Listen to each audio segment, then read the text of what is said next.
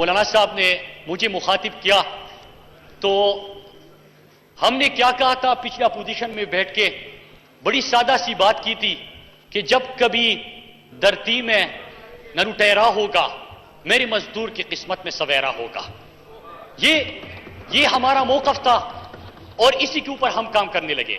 لیکن ابھی جب میں اپوزیشن کی تقریریں سن رہا ہوں تو اندازہ نہیں کر پا رہا کہ وزیر اعظم صاحب نے تو کہہ دیا ہے کہ ہم نے مدینہ کی ریاست اسلامی فلاحی ریاست بنانی ہے.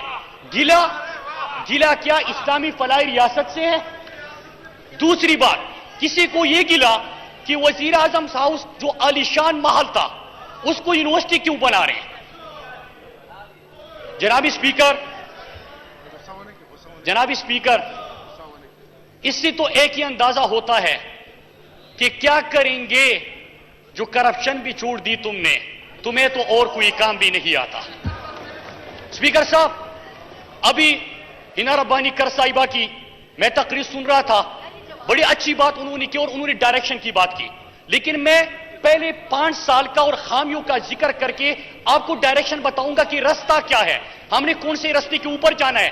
جناب اسپیکر، جب میرا لیڈر اس ملک کا پرائم منسٹر یہ بات کرتے ہیں کہ 2 نہیں 1 پاکستان، تو میں سوال کرتا ہوں کہ کیا یہ فیکٹ نہیں ہے کہ آج اگر پی آئی اے خسارے میں چلا گیا اور تباہی کی طرف چلا گیا تو کیا اس وقت جب کسی کا کیس چل رہا تھا اور مفروع بن رہا تھا تو وزیر اعظم نے اس کو پی آئی اے میں سرکاری طیارے پہ بٹھا کے ملک سے فرار نہیں کروایا؟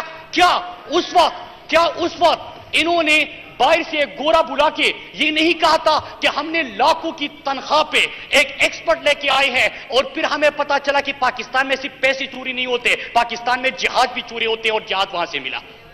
جناب اسپیکر، کیا یہ حقیقت نہیں ہے کہ جب ہمارے یہاں پہ بچے بھوک سے مر رہے تھے تو اس وقت کے پرائم منسٹر صاحب جب تھر میں بچے کام بلک کے مر رہے تھے تو ہمارے اس وقت کے پرائم منسٹر صاحب نے مری کا دورہ کیا، کھانے کی ضرورت پڑی، انہوں نے کیا کیا کہ یہاں سے سرکاری ہیلی کاپٹر میں سرکاری ملازمین سے سرکاری کچن میں سرکاری کھانا بنا کے وہاں پہ سرکاری محل میں لے کے گئے. جناب اسپیکر، کیا یہ حقیقت نہیں ہے جو آج بجلی کی بحران کی بات ہو رہی ہے؟ اس وقت حکومت میں آتے ساتھ ہی انہوں نے 450 ارب جو آئی پی پیز کو دے، اس کا کوئی آڈٹ ہوا؟ نہیں ہوا. اس کے باوجود گردشی قرضہ کیا 1152 ارب تک نہیں پہنچا؟ جناب اسپیکر، انہوں نے وعدہ کیا تھا کہ اے وطن تجھ سے یہ وعدہ ہے میرا، تجھ سے تیرے اندھیرے مٹائیں گے ہم. کیا پیپلز پارٹی کے دور میں شارٹ فال 2013 تک سب سے زیادہ 5200 میگا واٹ آیا تھا، ان کے دور میں 7000 میگا واٹ تک شارٹ فال پہنچ گیا. جناب اسپیکر، یہاں پہ کہانی ختم نہیں ہوتی. ہر ادارے کے اوپر کبھی اچھا بندہ نہیں اپنا بندہ لے کے آئے.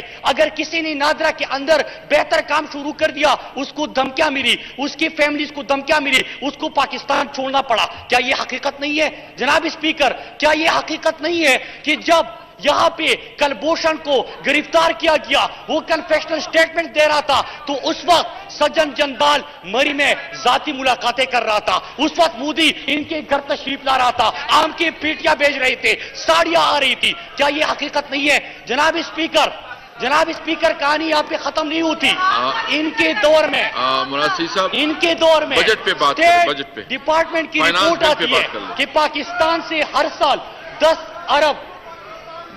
ارب ڈالر یومی 10 ارب ڈالر ہر سال پاکستان سے منی لانڈرنگ ہوتی ہے. جناب اسپیکر، یہاں پہ کہانی ختم نہیں ہوتی. جو سوال ہوا تھا ختم کر لیں پھر آپ کو جو سوال ہوا تھا کہ ڈائریکشن کیا ہے، میں راجہ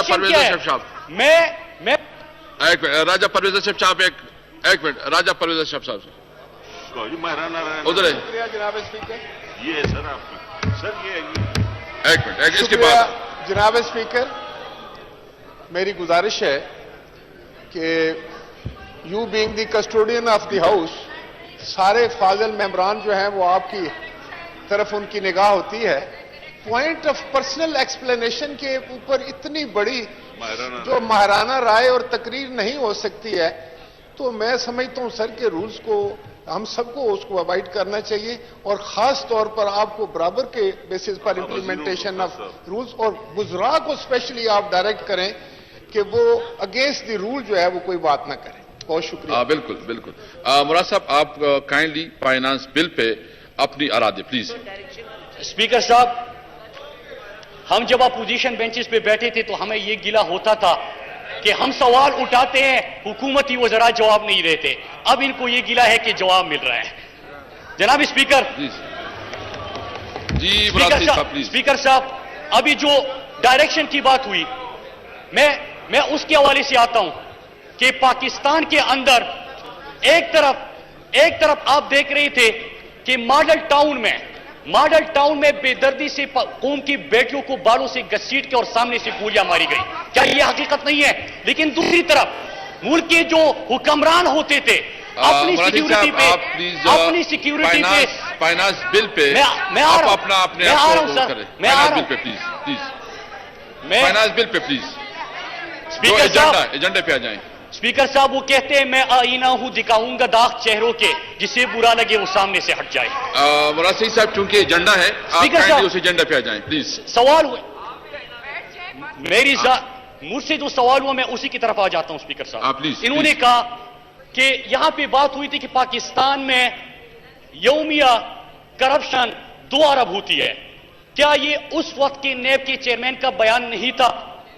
انہوں نے حوالہ دیا کہ میں نے ذکر کیا کہ پاکستان اسٹیٹ ڈپارٹمنٹ کی رپورٹ کے مطابق پاکستان سے ہر سال 10 ارب کی منی لانڈرنگ ہوتی ہے. کیا یہ رپورٹ نہیں تھی؟ میں نے کہا کہ پاکستان کا 200 ارب ڈالر سویس بینکوں میں پڑا ہے. کیا یہ اسحاق ڈار صاحب کا فلور آف دی ہاؤس بیان نہیں تھا؟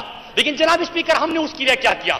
جب وزیر اعظم عمران خان صاحب آتے ہیں پہلی میٹنگ میں، وہ پاکستان کا لوٹا ہوا پیسہ واپس لانے کے لیے ٹاسک فورس بناتے ہیں اور ہر کابینہ میٹنگ میں اس کے اوپر بات ہوتی ہے. جناب اسپیکر، ہم نے ان عالیشان محلوں کے خلاف اگر تقریریں کی تھی تو پہلے دن ہم نے اعلان کیا کہ ان عالیشان محلوں کو ہم یونیورسٹی بنائیں گے اور گورنر ہاؤس کو ہم پارک بنائیں گے اور ان کی استعمال میں لے کے آئیں گے. کیا ہم نے اس کے اوپر عمل نہیں کیا؟ ان کو دکھ ہے کہ یہاں پہ گاڑیوں کی نیلامی کیوں ہو رہی ہے؟ جناب اسپیکر، اس لیے ہو رہی ہے کہ تاریخ نے دیکھا کہ ان کے وزیر اعظم نے نہ صرف 20 کروڑ کے بلٹ پروف ایک گاڑی خریدی، 24 لاکھ کے کتے خریدے اپنی سیکیورٹی کے لیے. یہ ریکارڈ کا حصہ ہے. تو جناب اسپیکر، ان گاڑیوں کو بیچ کے مراد صاحب آپ پلیز جو آپ نے لفظ کی میں اس کو حذف بھی کرتا ہوں، جو کتوں کی بات کی ہے یہاں یہ نہیں ہونی چاہیے.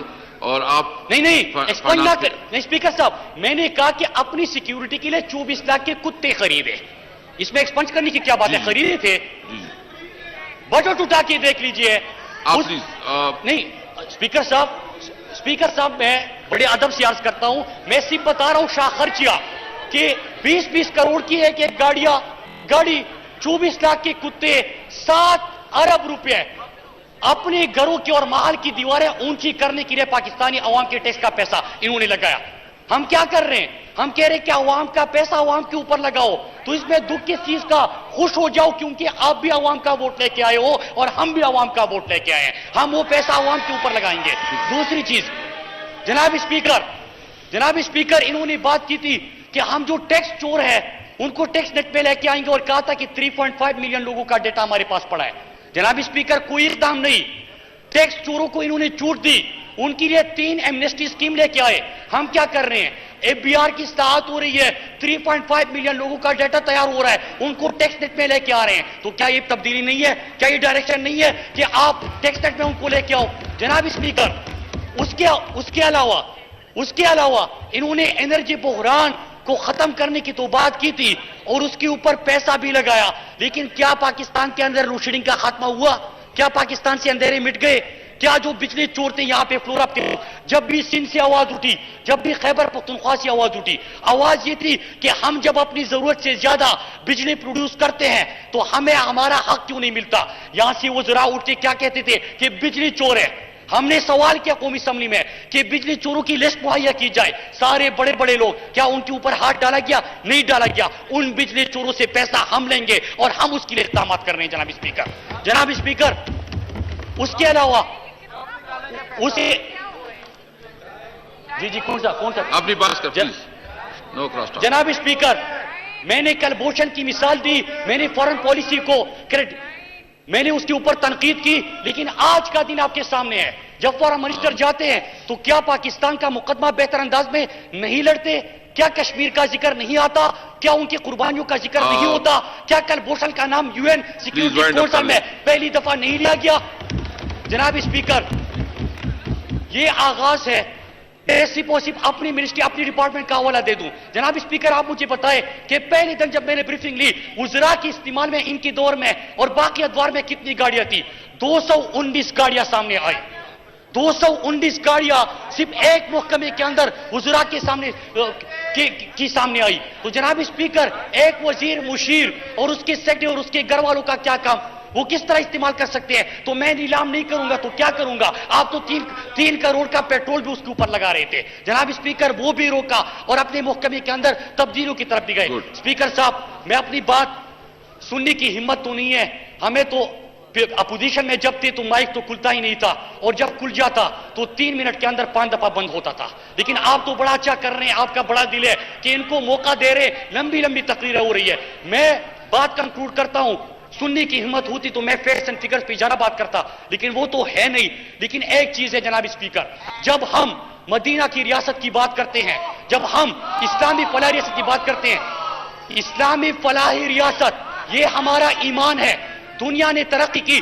میں تو ان کو یہ کہوں گا کہ وہ زمانے میں معزز تھے مسلمان ہو کر, اور تم خوار ہوئے تارک قرآن ہو کر. تارک قرآن ہو کر یہ خوار ہوتے ہیں. ہم اس طرف جائیں گے, انصاف کا بہترین نظام ہوگا. جب ہم دونوں ایک پاکستان کی بات کرتے ہیں تو وزیر اعظم سے لے کے نیچے پاکستان کے کونے کونے میں بیٹھا ہوا شخص قانون کے سامنے ایک ہوگا. یہ نظام ہوگا. جب ہم ٹرانسپیرنسی کی بات کرتے ہیں, خود کو پہلے احتساب کے لیے پیش کرتے ہیں, دوسروں کا بعد میں احتساب کرتے ہیں. جناب اسپیکر, انہوں نے کرپشن کی خاتمے. آج اگر 2 ارب روپیہ جو یوم کرپشن ہوتی تھی, کم از کم اس کو تو روکا. جب ہم تقریر کرتے تھے کہ اپنا بندہ نہیں اچھا بندہ, آج ہم آپ کو دکھائیں گے کہ اچھا بندہ ادارے کے اوپر لگے گا, اپنا بندہ نہیں لگے گا. جناب اسپیکر, یہ ڈائریکشن ہے. کام آن آبجیکٹو. شکریہ جناب محسن نواز رانجھا صاحب.